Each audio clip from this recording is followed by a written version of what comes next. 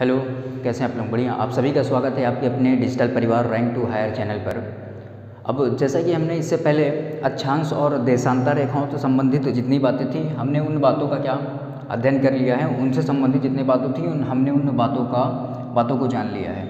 अब अक्षांश और देशांतर रेखाओं के आधार पर हमने जो पृथ्वी पर किसी स्थान है उसकी वास्तविक स्थिति ज्ञात कर ली। अब क्या उन्हीं अक्षांश और देशांतर रेखाओं के आधार पर ही पृथ्वी के घूर्णन के आधार पर ही अब क्या समय रेखाओं का क्या कि समय का निर्धारण, अब हम आगे समय का निर्धारण पढ़ेंगे। ठीक है, कि समय का निर्धारण किस आधार पर किया जाता है, अब समय के निर्धारण के लिए किन किन विधियों का प्रयोग किया जाता है, हम उनके बारे में भी आगे जानकारी प्राप्त करेंगे। कि जो समय का निर्धारण है पृथ्वी पर, वो पृथ्वी के घूर्णन तथा परिक्रमण के आधार पर समय का निर्धारण किया जाता है। हमने जैसे इससे पहले बताया कि घूर्णन गति क्या होती है, परिक्रमण गति क्या होती है, हमने इसके बारे में चर्चाएं कर ली है। जान लीजिए कि घूर्णन गति क्या होती है, एक निश्चित अक्ष के चारों ओर गति घूर्णन गति हुई तथा एक निश्चित पथ के चारों ओर जो गति होती है वो क्या परिक्रमण गति कहलाती है। ठीक है, अब इसी के आधार पर आगे बढ़ते हैं और बात करते हैं कि समय का निर्धारण किस आधार पर किया जाता है। एक स्थानीय समय हो गया, दूसरा स्टैंडर्ड टाइम मानक समय हो गया, तीसरा ग्रीन बीच मीन टाइम, जिसे जब हमारी देशांतर रेखा जो गुजरी थी 0 डिग्री की, वो इंग्लैंड के ग्रीन बीच नामक स्थान से होकर गुजरी, उसके बेसिस पर हम समय का निर्धारण करते हैं। इनके आगे चर्चाएं करते हैं। ठीक है, सबसे पहले अगर हम स्थानीय समय की बात करें कि स्थानीय समय क्या होता है। अब देखिए स्थानीय समय, उसके नाम से पता चल रहा है, स्थानीय समय जो है किसी स्थान विशेष के समय का क्या करता है, अध्ययन करता है, किसी स्थान विशेष के समय के बारे में हमें जानकारी उपलब्ध कराता है। हाँ, तो क्या अब ये स्थानीय समय जब मापा जाता था तो कोई आविष्कार यंत्र तो था नहीं, तो सूर्य की जो किरणें थी उन किरणों के आधार पर क्या किया जाता था, इस स्थानीय समय का निर्धारण किया जाता था। ठीक, अब इसी स्थानीय समय को सबसे शुद्ध समय माना जाता था, क्योंकि इसका निर्धारण सूर्य की किरणों के द्वारा किया जाता है। जब सूर्य की किरणें पृथ्वी पर आती थीं उसी के आधार पर इस समय का निर्धारण किया जाता है। ठीक, अब इसमें पढ़ते हैं कि जो स्थानीय समय है उसे सबसे शुद्ध समय माना जाता है, क्योंकि इसका निर्धारण सूर्य की किरणों के प्रभाव के आधार पर किया जाता है। जब किसी स्थान या देशांतर पर सूर्य की किरणें लंबवत होती हैं, जब किसी स्थान या देशांतर पर सूर्य की किरणें क्या लंबवत होती हैं, तो दोपहर का क्या 12 बजे का समय माना जाता है। ठीक, कि किसी स्थान पर जब सूर्य की किरणें लंबवत होती हैं तो वहाँ क्या दोपहर के 12 बजे का समय माना जाता है। ठीक, इसी के आधार पर क्या हमारे पास घड़ी नहीं थी, अन्य जो आज की तरह मोबाइल फ़ोन नहीं थे, अन्य गैजेट नहीं थे कि हम समय का निर्धारण कर सकें, तो हम क्या करते थे, सूर्य की किरणों के आधार पर समय का निर्धारण करते थे। सूर्य की परछाई जब आगे बढ़ती थी तो उसके आधार पर क्या समय का निर्धारण किया जाता था। जब सूर्य की किरणें, इसमें बताया गया है कि जब सूर्य की किरणें किसी स्थान या देशांतर पर लंबवत होती थी तो क्या दोपहर के 12 बजे का समय माना जाता है। अब देखिए एक बात कि जब विभिन्न देशांतर हैं तो विभिन्न देशांतरों का क्या स्थानीय मान क्या होता है, भिन्न भिन्न होता है। परंतु यदि ये एक देशांतर है, मान लिया जाए 15 डिग्री का देशांतर है, तो 15 डिग्री की जो देशांतरी रेखा है, इस 15 डिग्री की देशांतरी रेखा पर ए स्थान ए है, बी है, सी है, तो इनके लिए क्या होगा, उन स्थान के लिए उस समान जो देशांतरी रेखा है उस स्थान पर ए बी सी स्थान के लिए क्या जो स्थानीय मान होगा, जो स्थानीय समय होगा वो समान होगा सबके लिए। ठीक है, अगर हम बात करें इधर गुजरात की बात करें और इधर अरुणाचल प्रदेश की बात करें तो दोनों के मध्य जानते हैं 30 डिग्री अक्षांश का डिस्टेंस पाया जाता है। दोनों के मध्य 30 डिग्री देशांतर, 30 डिग्री जो देशांतर है उसका क्या विस्तार पाया जाता है। पृथ्वी की गति होती है वो पश्चिम से पूर्व की ओर होती है, पृथ्वी का रोटेशन। ठीक है, पश्चिम से पूर्व की ओर, सूर्य क्या पूर्व से पश्चिम की ओर गति करता है। तो यहाँ पहले अरुणाचल प्रदेश में पहले हो गई, अब उसके बाद में क्या गुजरात में सूर्य की किरणें क्या होती हैं, बाद में पड़ती है। तो यहाँ क्या इन देशांतरी अरुणाचल प्रदेश गुजरात के मध्य देशांतरी विस्तार होने के कारण इनका क्या स्थानीय मान में समय में क्या अंतर पाया जाता है, क्योंकि वहाँ पर सूर्य पहले हो गया, वहाँ का समय कुछ अलग होगा, यहाँ में कुछ समय के बाद होगा, तो यहाँ के समय में अंतर बिल्कुल है पाया जाएगा। अब इससे आगे बढ़ते हैं क्या मानक समय, स्टैंडर्ड टाइम। अब ये मानक समय क्या होता है, अब देखिए किसी स्थान विशेष के लिए क्या करते हैं हम, एक समय रेखा, एक देशांतरी रेखा को उस स्थान के लिए क्या मानक मान लेते हैं कि अब इसी के बेसिस पे क्या होगा, हम उस क्षेत्र के लिए क्या समय का निर्धारण करेंगे। ठीक, इसमें किसी मानक देशांतर का स्थानीय मान उस सभी क्षेत्र के लिए मान होता है जिसके लिए यह मानक रेखा का निर्धारण किया जाता है। ठीक है, अब जैसे अगर भारत की बात करें, भारत का जो स्टैंडर्ड टाइम है, जो भारत का मानक समय है, वो 82.5 डिग्री की देशांतरी रेखा है, जो इलाहाबाद के कहाँ से, नैनी से होकर गुजरती है। ठीक है, इलाहाबाद के नैनी से होकर गुजरती है, उसे भारत का स्टैंडर्ड टाइम माना जाता है। और उसी देशांतरी रेखा के आधार पर ही संपूर्ण भारतीय जो क्षेत्र हैं, उन भारतीय क्षेत्रों में समय का क्या निर्धारण होता है। ठीक है, अब देखिए एक इम्पॉर्टेंट बात है कि अब किसी भी स्थान का जो स्थानीय जो आप स्टैंडर्ड टाइम मानक समय जो मान रहे हैं, उसमें ये बात एक ध्यान रखने योग्य बात होती है कि आप जिस स्थान का स्टैंडर्ड टाइम मान रहे हैं, वहाँ के स्थानीय समय तथा स्टैंडर्ड समय में क्या ज़्यादा अंतर नहीं होना चाहिए। अब देखिए सूर्य की किरणें पड़ रही हैं दोपहर में 12 बजे मान रहे हैं, अब आप उसे स्टैंडर्ड टाइम में शाम को 4 बजे मान रहे हैं, तो ये नहीं, बल्कि उस स्टैंडर्ड टाइम में हाँ 5 से 10 मिनट का गैप हो वो चलता है उतना। तो स्टैंडर्ड टाइम का निर्धारण करते समय स्थानीय जो समय है, स्थानीय जो मान्य है, स्थानीय उसको ध्यान रखा जाता है कि स्थानीय मान और जो स्टैंडर्ड टाइम है उसमें ज़्यादा अंतर ना हो। उसके बाद आगे बढ़ते हैं ग्रीनविच मीन टाइम।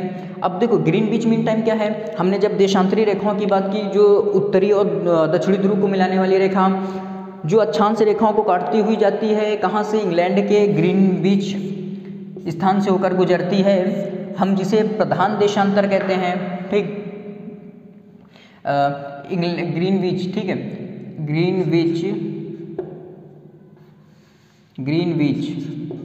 ग्रीनविच स्थान है, इंग्लैंड के ग्रीनविच स्थान से होकर गुजरती है। ठीक, अब देखिए जिसे प्रधान देशांतर रेखा कहते हैं या 0 डिग्री की रेखा कहते हैं, जिसे GMT बोला जाता है। अब यही GMT क्या करती है, पूरे विश्व के संदर्भ में जो समय का निर्धारण होता है, अब इसी GMT के आधार पर किया जाता है। जब अब मान लीजिए ये संपूर्ण विश्व का नक्शा है, अगर बात करें ये क्या दक्षिणी अमेरिका, उसके बाद ये उत्तरी अमेरिका अगर बना है, उत्तरी अमेरिका बना है। अब देखिए यहाँ क्या है, साउथ अफ्रीका, संपूर्ण अगर भारतीय क्षेत्र। अब देखिए इसके आगे रूस, रसिया हो गया। तो जो इंग्लैंड के ग्रीनविच नामक स्थान से होकर गुजरने वाली रेखा है, इससे पूर्व की ओर जा रहे हैं तो समय में वृद्धि होती है। इससे अगर पश्चिम ग्रीनविच मीन टाइम जो है उससे पश्चिम की ओर आते हैं तो समय में क्या कमी होती है, हाँ समय में कमी होती है।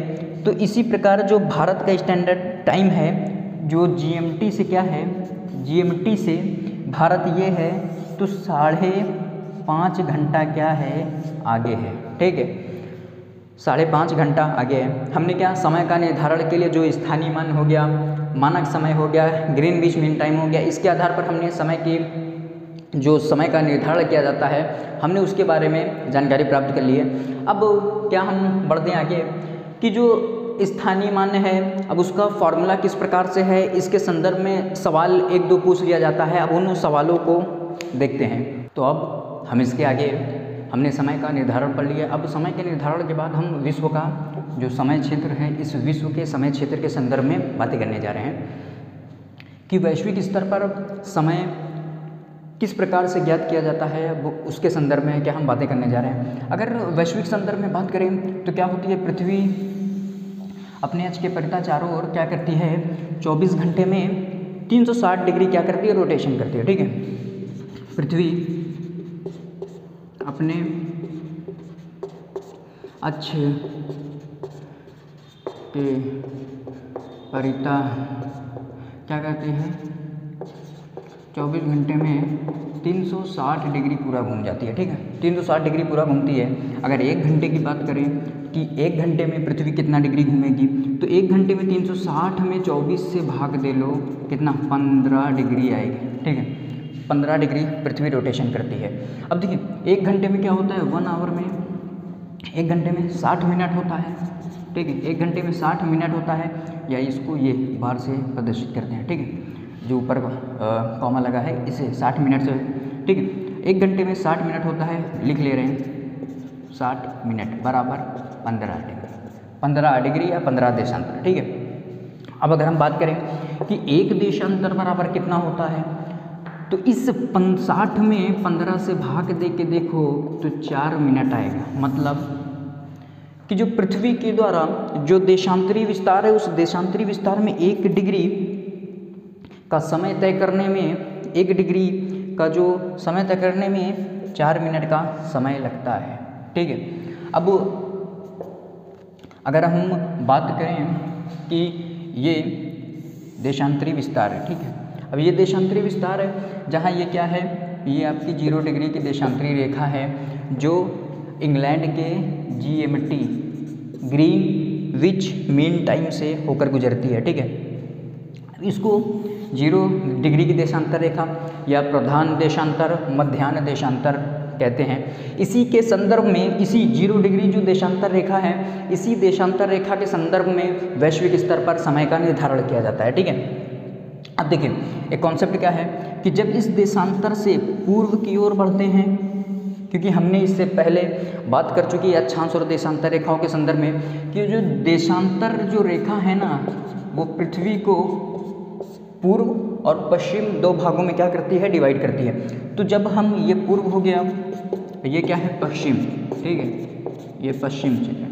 अब ये, ठीक है, अब जब हम इस देशांतर रेखा से पूर्व की ओर बढ़ते हैं तो क्या समय में वृद्धि होती है। जब इसी देशांतर मध्याह्न रेखा से हम पश्चिम की ओर जाते हैं तो क्या होता है, समय में कमी होती है। ठीक, अगर इसी प्रकार क्या है, जो भारत का जो समय है वो GMT से, भारत यहाँ पे स्थित है ना, हाँ, भारत जो GMT से क्या है, 5.5 घंटे क्या है, भारत का समय GMT से आगे है। इसी प्रकार अगर बात करें, एक क्वेश्चन लें, क्वेश्चन कि इंग्लैंड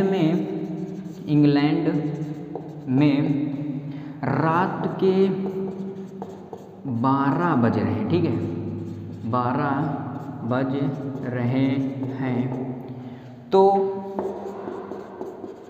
भारत में समय क्या होगा। देखिए हमने बात की ना, इंग्लैंड के जो GMT है ग्रीनविच मीन टाइम से इंडिया क्या है 5.5 घंटे आगे है। तो यहाँ पर क्या 12 बज रहे हैं, इसमें क्या है 5.5 घंटा आप जोड़ दो तो सुबह के 5:30 बजेंगे भारत में।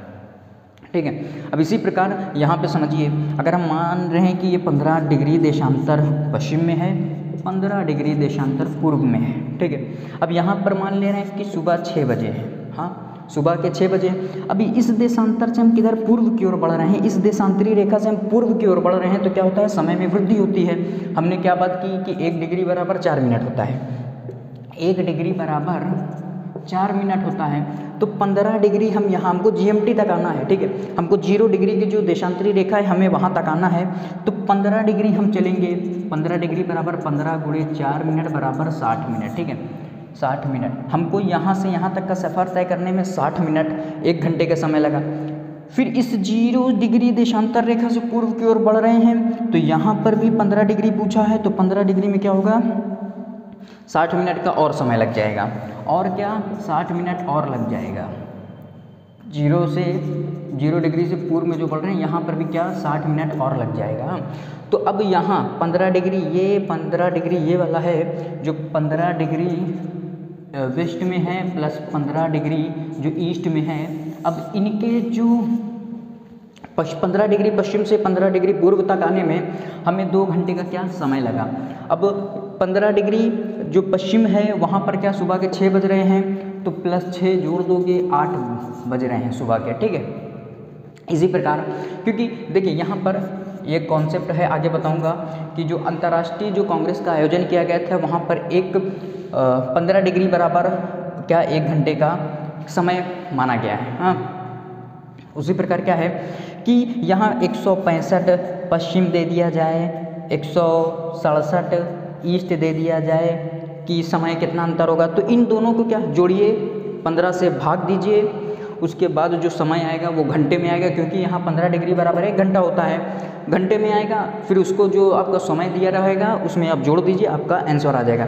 अगर यहीं पे बात कर लें 15 डिग्री वेस्ट है, 15 डिग्री ईस्ट है, 15 से अगर भाग दे 15 30 देशांतर 15, हाँ, क्योंकि 1 घंटे बराबर 15 देशांतर होता है, तो यहाँ 15 में 30 से भाग दें 2 घंटे का समय आएगा। 6 में 2 घंटे आप जोड़ दीजिएगा तो सुबह के 8 बज रहे हैं। ठीक, सुबह के 8 बज रहे हैं। तो हमने विश्व के समय क्षेत्र के बारे में बात कर लिए हैं। अब इससे आगे बढ़ते हैं। ठीक है, तो अब हम क्या बातें करने जा रहे हैं, अंतर्राष्ट्रीय तिथि रेखा की।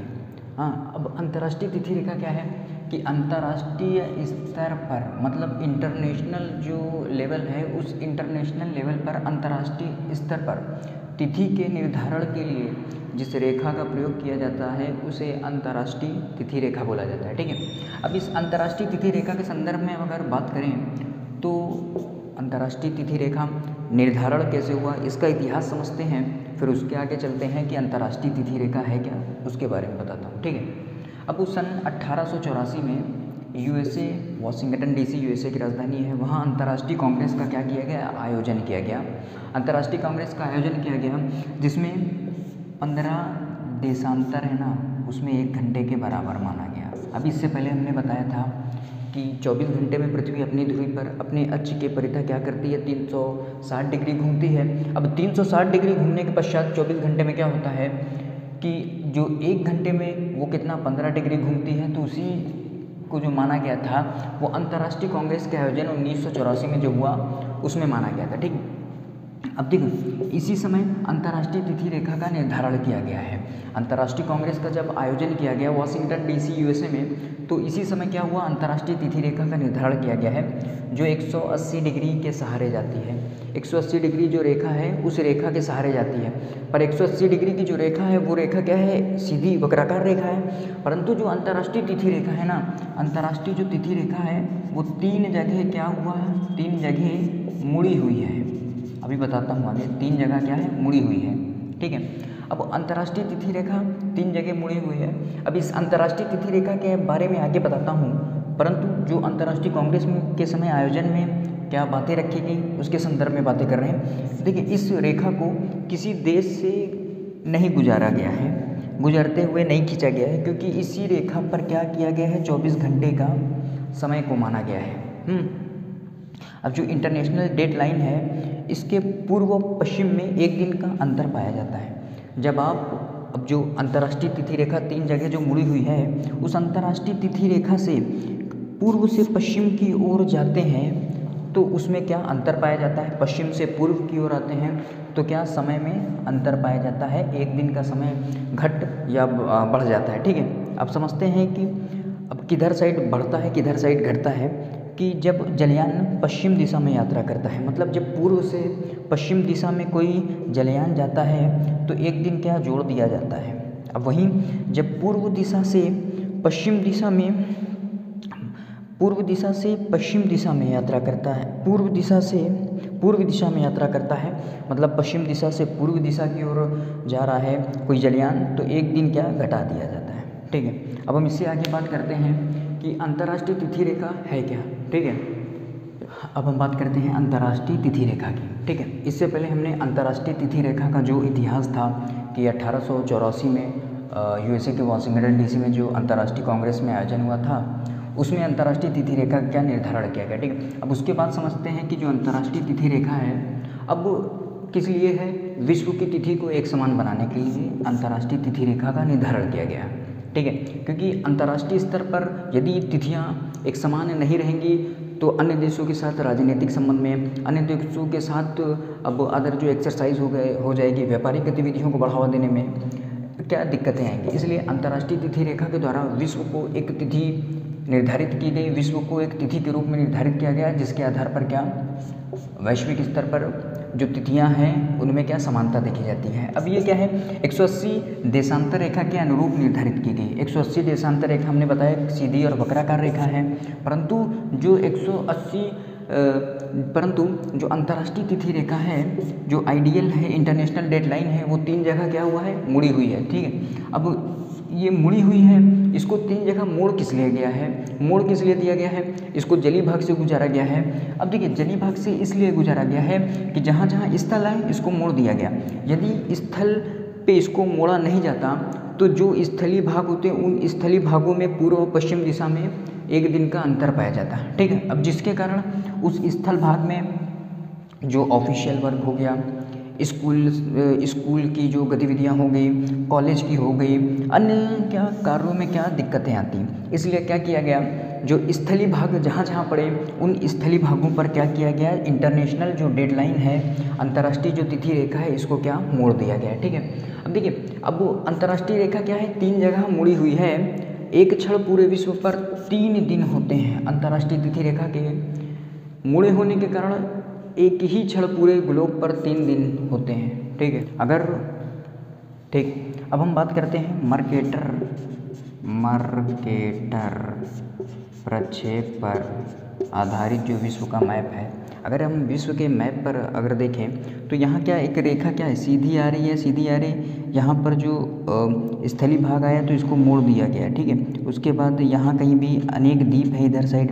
अब देखिएगा, north USA, south USA, Europe, Africa, यहाँ पर रशिया, यहीं पर ही मर्केटर प्रक्षेप में अलास्का है, ये भाग इधर भी है। ठीक है, अब यहाँ पर क्या, ये मुड़ी हुई सीधी रेखा आ रही है बेरिंग जल संधि के पास, फिर इसके बाद यहाँ से ये मुड़ गई है। ठीक है, ये सीधी आई, फिर यहाँ मुड़ चुकी है। तो इस अंतर्राष्ट्रीय तिथि रेखा को जहाँ जहाँ भी स्थल भाग आ रहे हैं, अनेक द्वीप हैं, तो जहाँ जहाँ भी स्थल भाग आ रहे हैं, इन स्थल भागों पर क्या, इसे मोड़ दिया जा रहा है। इसी प्रकार हम देख रहे हैं कि अंतर्राष्ट्रीय तिथि रेखा उसे पूर्णतः जलीय भागों से गुजारा गया है। यदि जलीय भागों से नहीं गुजारा जाता तो जो भी स्थलीय भाग